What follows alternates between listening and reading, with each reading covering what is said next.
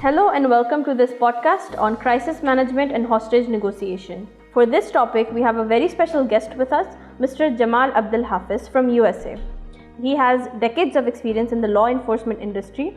He is also skilled in crisis management, intelligence analysis, and emergency management. He also has unmatched key experience in hostage negotiation, which will be our major point of discussion. I would like to thank Mr. Jamal for taking out time to join us. Sir, my first question is, why is negotiation critical in hostage situations before the use of force? And what is the most important thing in negotiation strategy? The hostage negotiation technique is extremely important to save lives, because as law enforcement officers, we're dedicated to save lives and help people.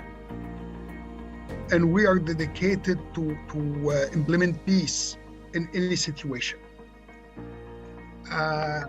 We started this hostage negotiation in the United States over 30 years ago, and they found out that it's extremely important and extremely beneficial for saving lives in barricaded situation, saving lives in kidnapping situations, saving lives in suicide situations.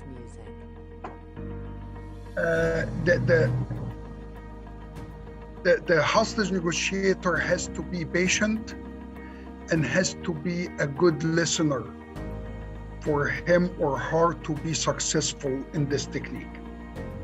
Thank you, Mr. Jamal, for sharing these tips. For our listeners, can you please share any experience of when your team failed and what were the factors behind that failure? One of my experiences with the hostage negotiation is the most difficult one, when you are negotiating through 3 or 4 different people.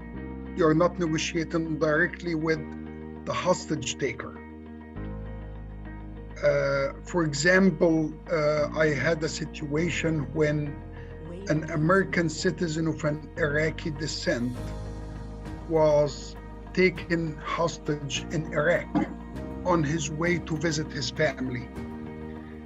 So I was negotiating through his brother-in-law, who is telling the father of the person, who is telling the representative of the kidnappers what we want or what we offer, and we get it back the same sequence.